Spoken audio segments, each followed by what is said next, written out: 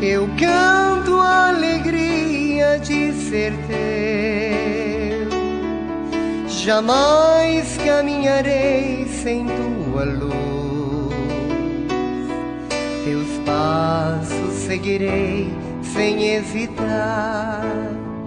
Te dou meu coração. Um bom dia para todos. E realmente é um bom dia, porque o dia começou a partir de meia-noite, 0 hora, e já são 3 horas da manhã. Eu ainda estou acordado, estou bem lúcido.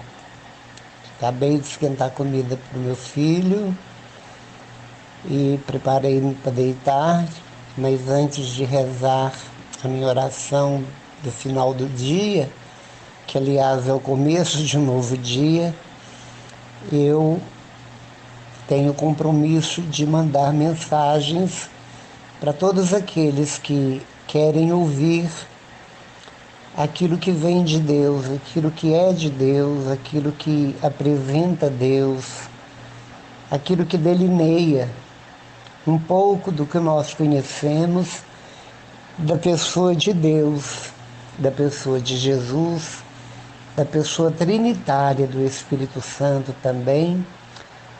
E às vezes, e muitas vezes, nós falamos mensagens e temos como exemplo a Virgem Maria, que também soube ouvir, silenciar e agir.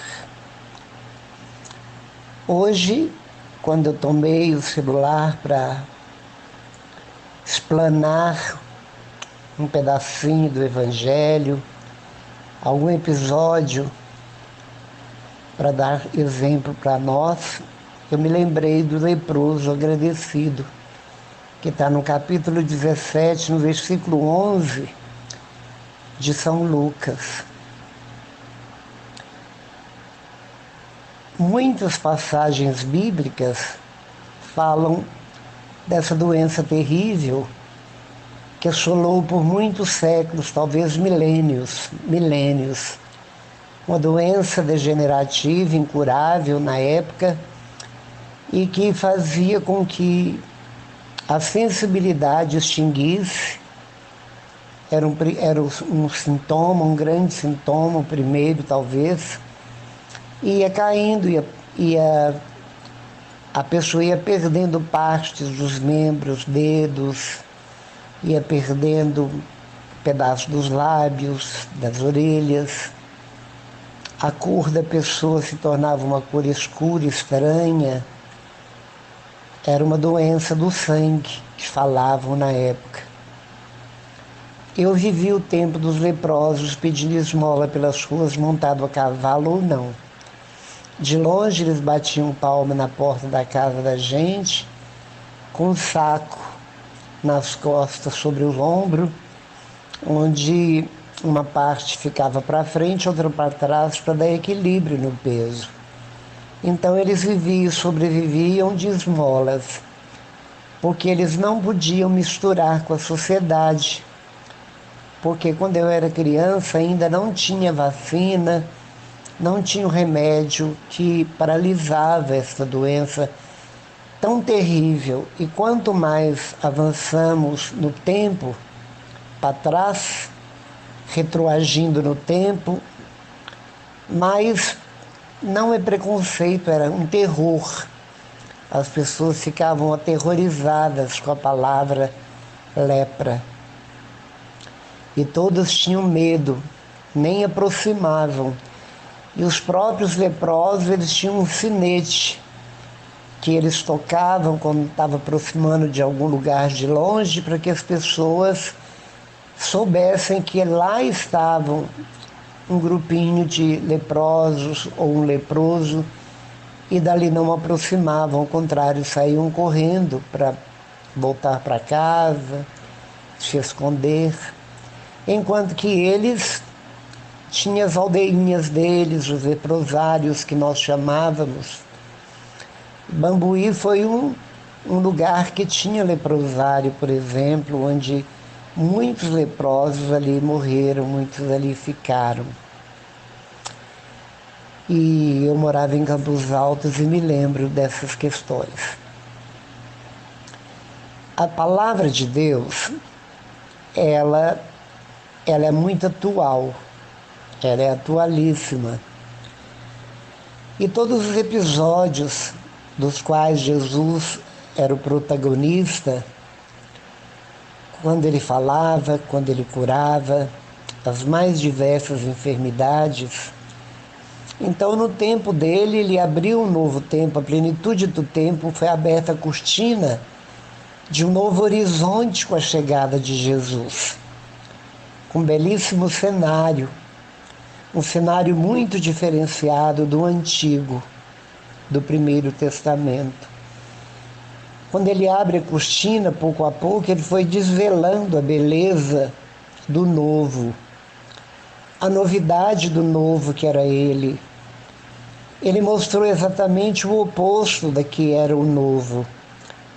Ele mostrou a misericórdia de Deus para com todos, principalmente com os doentes, com os pobres.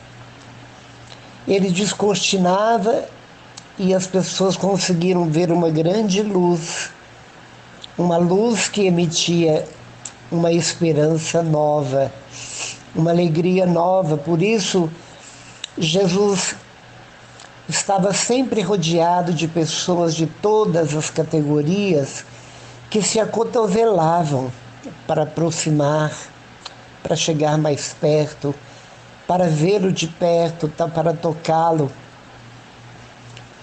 Onde quer que ele ia, as multidões o seguiam, uns por curiosidades, outros por suas necessidades, outros porque ouviam falar e tinham alguma doença, queriam testar, outros, os doutores, os opositores de Jesus, o seguiam simplesmente para desmascará-lo, para contradizê-lo e muitas vezes para acusá-lo, para condená-lo, como fizeram. Por inveja, levaram-no para o Calvário e ali o tornaram um fracassado morto, vergonhosamente despido. Mas durante a trajetória da vida pública de Jesus, que começou aos 30 por causa da lei, que exigia isso, maturidade, conhecimento, intrigados os opositores, porque Jesus nunca frequentara aula nenhuma, ele não fez nenhum estudo de teologia, ele não fez nenhum estudo de biblista, ele não fez nenhum estudo com os doutores da lei da época, ao contrário. Ele, sem estudar, sem passar por um discipulado com os mestres de Israel, ele se tornou um mestre dos mestres. E isso intrigava muito os opositores e também aqueles que torciam por Jesus, que estavam do lado de Jesus. Porque ele não frequentava aula nenhuma, nunca frequentara nenhuma escola rabínica, e, no entanto, era um homem de uma sabedoria rara. Quando falava com tanta autoridade, as pessoas ficavam suspensas, ficavam boquiabertas, abismadas, com tanta sabedoria. E Jesus tinha uma metodologia própria, usava muito parábolas, comparações, metáforas, histórias. E isso levava as pessoas a ter um aprendizado rápido. E dessa forma ele conseguia mostrar para as pessoas o quanto Deus os amava e nos ama, porque a palavra ela veio com o tempo como a arca da aliança carregada de gerações e gerações, que foi a igreja. E dentro da igreja, que é a arca, veio a palavra, a doutrina, a tradição oral, que chegou até nós. E vai chegar a muitos outros quando nós já não estivermos mais aqui. Ela chegará aos confins do mundo, aos confins dos tempos preditos que só o Pai sabe. E quando nós vemos essa parábola, esse episódio do leproso agradecido, a gente sabe que Jesus nunca teve medo de leprosos, porque ele foi um homem que nunca adoecera, ele não tinha pecado. E ele aproximava, ele tocava, ele falava com os leprosos. Ele curava os leprosos, não só os leprosos, mas uma pessoa que é capaz de ressuscitar mortos, como ele fez. O que é impossível para ele? Um morto de 4 dias, ele faz com que ele levante sem nenhum sinal de mortalidade e venha à vida, como ele fez na morte de Lázaro, na morte do filho da viúva de Naim. Quando ele disse, Talita cumi, que menina, levanta-te, com a filha de Jairo. E discípulos seus também promoveram ressurreição. A história do homem que caiu da janela e morreu, no Ato dos Apóstolos. E muitos outros aconteceram. Ele abria os olhos dos cegos que nunca tinham visto nada. Ele abria os ouvidos, dizendo éfeta, para os surdos que nunca ouvira e obviamente nunca falara, porque não aprendeu a falar. Ele curava paralíticos que eram paralíticos de nascença, que nunca andava. Enfim, a multiplicação dos pães. E tudo isso ele fazia não por necessidade de aparecer, mas porque ele compadecia das pessoas. Compadecer significa padecia com. Ele entrava no sofrimento das pessoas, por isso ele se vestiu como nós de humanos. E com isso, quando ele entrava na dor do outro, ele curava as pessoas de todas as suas moléstias, de suas dores, de suas anomalias. E por isso ele era aplaudido, como foi no domingo de Ramos, foi proclamado rei, era elogiado por uns e odiado por outros. Mas graças a Deus nós sabemos quem ele é. É alguém que está no meio de nós. É alguém que está dentro de nós. É alguém que é o sentido da nossa vida. É alguém que nos deu o Espírito Santo. E o Espírito Santo é a bússola que não nos deixa desorientados, nem perdidos, nem confusos em encruzilhada alguma. Porque o Espírito Santo, ele aponta, ele nos dá o foco, ele nos direciona como direcionou Abraão e outros patriarcas. E Jesus, nós sabemos que ele é verdadeiramente, como Pedro confessou e professou, ele é o Cristo, Filho de Deus vivo. Como disse João, ele é o Cordeiro que tira o pecado do mundo. Ele é o Salvador. Cristo significa o Salvador. Ele é o Emanuel, Deus conosco. Ele é o Príncipe da Paz. Ele é o Rabone, o Mestre dos mestres. E quando nós vemos isso, nós vemos que os leprosos, 10 estavam andando e eles gritaram para Jesus: Jesus, Filho de Deus vivo, tende compaixão de nós. E Jesus simplesmente levantou a mão, como ele ergueu diante da tempestade marítima, num belo dia em que, amedrontados, os apóstolos gritavam, e todos eles ficaram imediatamente livres de suas feridas. Suas carnes voltaram ao estado original, como uma pele de bebê. E Jesus ordenou-lhes que fosse mostrar ao sacerdote, porque o sacerdote é quem constatava se tinha ou não tinha lepra, e por isso o introduzia na comunidade e quando tinha, expulsava da cidade. Ele era mandado para o convívio de outros como eles.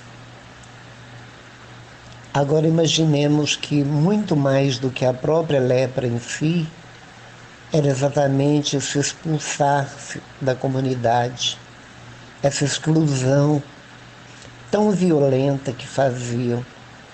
Por isso o medo da doença, o pavor da doença. E quando nós vemos episódios dessa natureza, a gente fica pensando, graças a Deus vivemos no tempo em que não temos esse tipo de enfermidade, porque ela foi uma das mais horríveis de todo o tempo. A gente tem exemplos.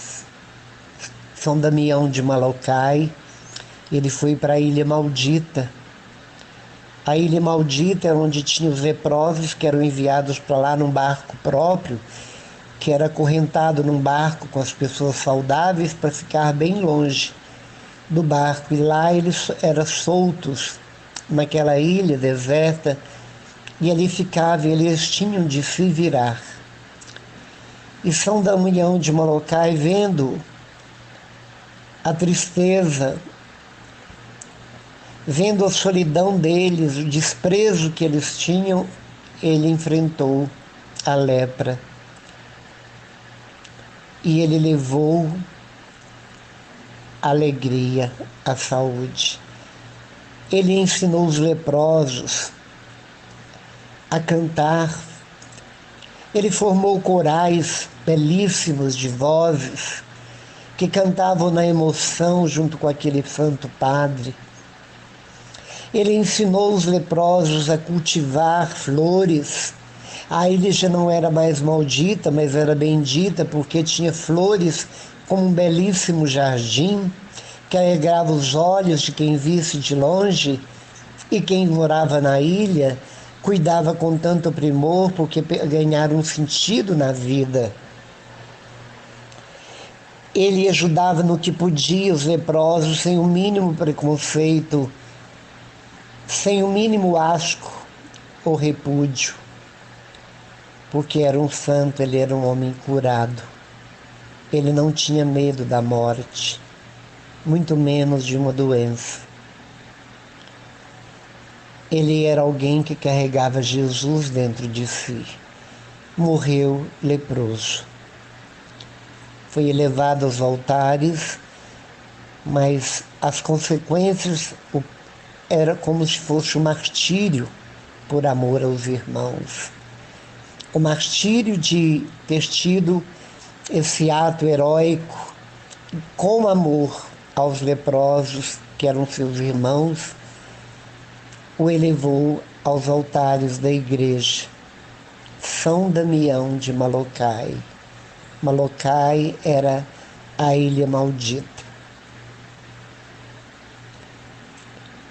Eu me lembro também que na biografia de São Francisco, no ano de mais ou menos 1180, 1200 e pouco, São Francisco era um jovem da fidalguia da época, filho de Bernardone e Dona Pica. Era um jovem que tinha toda uma liderança dentro da cidadezinha de Assis. Ele que comandava os jovens, porque ele era o mais rico, ele tinha mais poder, era filho de um grande industrial de tecelagem, de tecidos, e por isso ele liderava, porque as pessoas, os jovens da época, tinham por ele uma reverência profunda. Ele, um belo dia, foi penetrado pela luz divina no seu coração, e da noite para o dia ele foi transformado, porque pelo coração dele que se abriu, eleito por Deus num tempo em que a igreja estava com profundas rachaduras em suas paredes por causa do secularismo da época, a fidalguia da época, as orgias da época, o pecado da época, o marasmo da época, a falta de fé da época, a política entremeara e entrara, permitido pela igreja, entrou na igreja e fez profundos estragos, onde filhos de príncipes se tornaram papas da época. E a melhor coisa que a igreja fez foi quando ela desvinculou com a política, porque a igreja ela não pode ter um comando político, é o Espírito Santo que a conduz, é a cabeça de Jesus, e nós somos os membros. Ela não pode ser comandada por alguém simplesmente. Sim, é por um homem 100% homem, mas 100% Deus, o fundador da igreja com o Espírito Santo, pela vontade do Pai. Por isso nós somos católicos, apostólicos, romanos e marianos. Porque a igreja que não tem Maria, que descarta Maria, ela não é genuína. Ela não é a original. Maria é a mãe da igreja, no singular, não no pluralismo de tantos segmentos, mas isso não é discutível.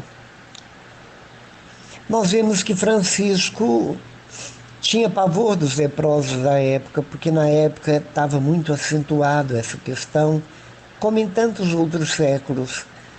E ele corria, ele ficava amedrontado quando passava passeando a cavalo pelos arredores de Assis e via os leprosos perto dos rios, lavando seus cavalos ou tomando banho no rio, no riacho, lavando suas roupas. Ele fugia a galope antes e depois ele conseguiu vencer a própria repugnância. Lutou contra si mesmo e beijou a ferida de um leproso.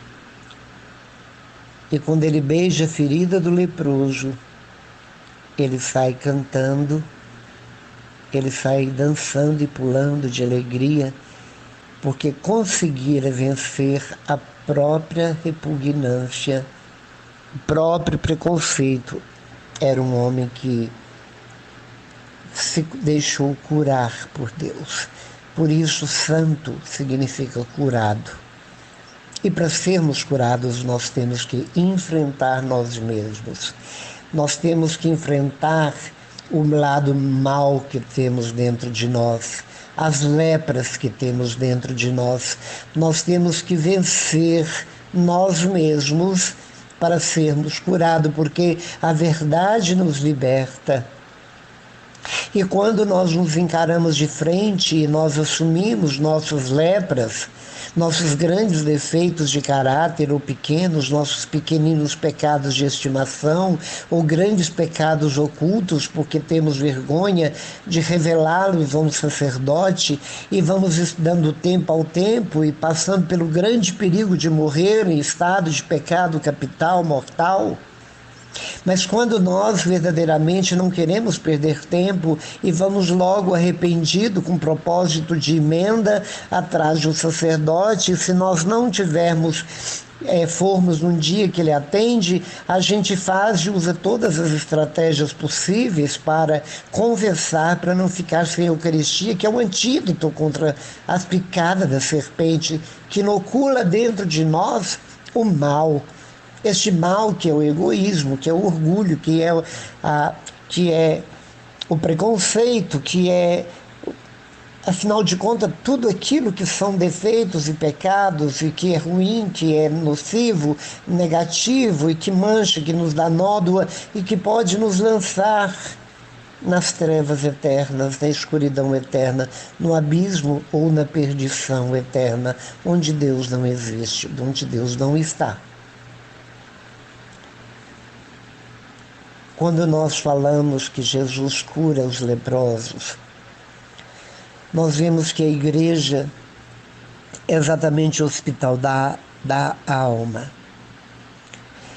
Na igreja pode que às vezes não se cure uma doença grave como a lepra, mas ela cura todos nós leprosos. Pense nessa frase, nós leprosos. Eu leproso, exatamente porque meu coração está encrespado de feridas de lepra. Por mais que eu julgue e ache que eu sou bom, aponto o dedo para os outros, julgando, condenando, eu sempre esqueço de apontar para mim mesmo e reconhecer que sou perverso, que sou maligno, que sou egoísta, que eu sou falho com Deus, que eu rezo pouco, que eu esqueço de Deus, que eu não sou grato a Deus, que eu não sou grato à vida, que a minha vida, o tempo todo, minha boca está em murmuração, estou sempre reclamando, estou sempre falando palavras torpes, estou sempre contando piadas imorais, estou sempre falando mal dos outros e digo, não estou falando mal, eu estou contando uma história. O que é isso? Quando a gente passa para o outro os defeitos de alguém, isso chama o quê? Assassinato. Nós assassinamos os outros dentro do conceito dos outros, por pura maldade, inveja ou coisa parecida. Nós somos pessoas assim. Nós somos cheios de pecado. Mas quando nós confessamos e ali passamos um tempo contando os nossos pecados passados, ali significa que eu estou tomando banho da regeneração. O ouvido do padre, do sacerdote que recebeu de Jesus pela hierarquia da igreja e chegou até ele, e ele tem toda uma autoridade de nos perdoar ou não, e de como Jesus fala na palavra, no epílogo da palavra de João, aqueles a quem perdoar serão perdoados, mas aqueles que reter os pecados serão retidos. Ele deu uma ordem e fez uma ligação da igreja, a igreja militante que somos nós, a igreja triunfante que é o céu. Há uma ligação que é pelo sacerdote, que é pela igreja. E se a igreja, se os sacerdotes acabarem, nós morreremos, iremos para o inferno, porque para quem nós confessaremos? Não existe a confissão direta a Deus. Por isso existe o sacramento.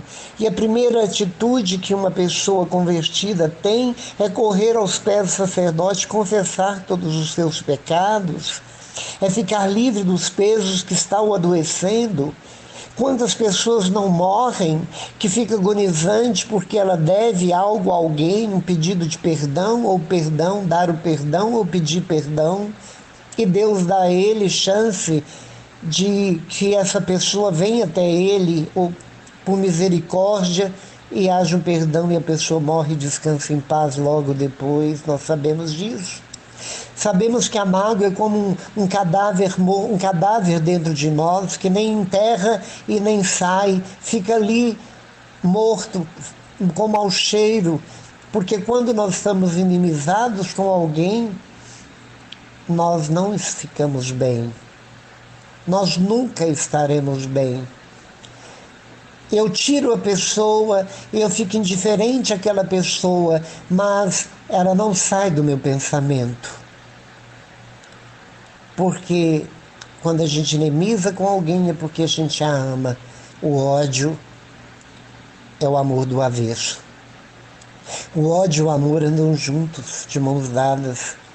Por isso, quando cortamos alguém do nosso relacionamento, é porque o amamos muito e ele fez algo que eu não acreditei. Feriu demais a minha alma, porque foi tão grande quanto o amor que eu devotava a esta pessoa. Porque família, muitas vezes, acontece isso, e grandes amigos, mas se um estranho faz a mesma coisa com você, para você é indiferente, você não tem afinidade, você não tem afetividade nenhuma com aquela pessoa. Por isso que Deus sofre muito quando nós erramos, quando nós pecamos com perversidade, de olhos abertos. sangra as chagas de Jesus e elas só serão cicatrizadas quando a humanidade inteira converter-se. Mas nós continuamos ferindo as mãos, os pés e o coração de Jesus. Por isso, são chagas que ficaram indeléveis, não cicatrizaram desde que foram pregados na cruz, rasgados na cruz. Elas continuam abertas e Jesus aponta para elas e nos mostra elas através de grandes santos, porque o pecado não deixa que elas cicatrizem. Por isso, meus irmãos, diante dessa pequena leitura, vamos dizer assim, de um episódio bíblico, nós podemos tirar grandes conclusões onde nós nos colocamos e posicionamos ali.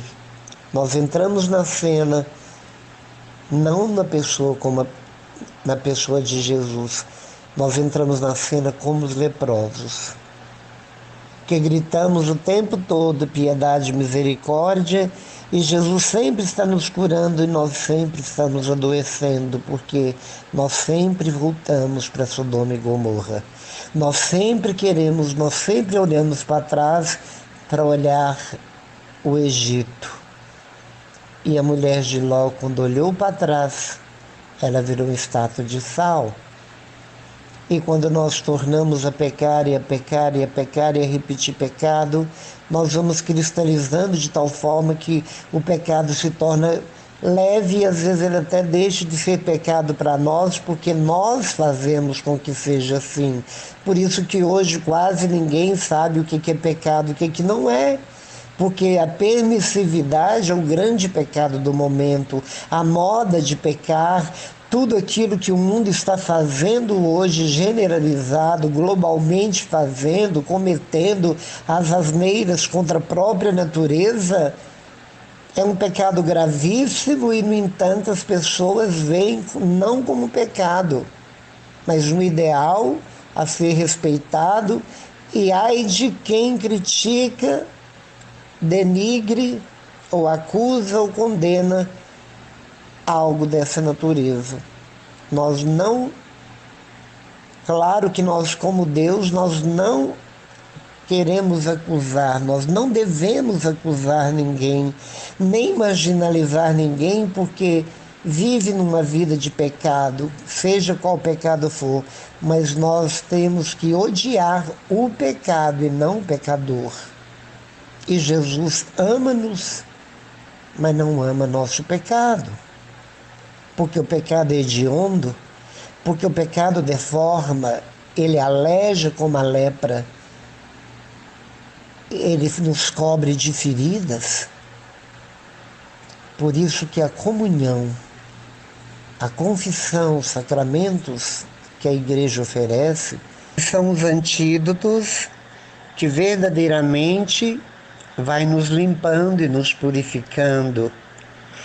E, acima de tudo, o Espírito Santo vai nos santificando com a sua luz, o raio laser da misericórdia. E aí nós estamos vivendo na Terra, mas a Terra e o mundo, como o mundo é a Terra, ele não nos atrai mais. A força gravitacional do mundo, da Terra, já não tem efeito sobre nós, porque somos atraídos pela força gravitacional do coração de Deus, que nos atrai para o alto. Levanta nossos olhos para o alto, levanta nosso coração para o alto, e nós ficamos sobre a terra, com os pés no chão, mas os olhos em Deus. E é isso que Ele quer. Porque os três maiores inimigos da espiritualidade é, primeiro, a carne, que é insaciável, é o mundo, que é fascinante, e, em terceiro lugar, é o demônio, que dá com uma mão e toma com as duas. E, além do mais, ele nos seduz. Por isso que quando os primeiros pais, pecaram e Deus aproxima e pergunta: homem, por que fizestes isso? Ele diz: por causa dessa mulher que o Senhor pôs do meu lado. Ela me seduziu. E Deus pergunta a Eva: Eva, por que você desobedeceu e comeu do fruto da árvore da ciência? Ela disse e respondeu: é a serpente que me tentou, que me seduziu. E Deus não pergunta para a serpente. Por que Deus não pergunta para a serpente? Porque a gente não dialoga com o mal, a gente não troca conversa com o mal, a gente isola-o, a gente deixa ele de lado, a gente tem que ficar indiferente ao mal. Nós temos que ser totalmente de Deus, olhar para Deus, viver em Deus, por Deus e com Deus. E louvado seja nosso Senhor Jesus Cristo, para sempre seja louvado. Estivemos unidos e reunidos em nome do Pai, do Filho e do Espírito Santo. Amém. Tudo te entreguei, nada me restou, livre eu fiquei, só para te amar, meu Deus. Tudo me pediste, eu nada te neguei, e hoje sou feliz assim, tenho a ti, meu Deus.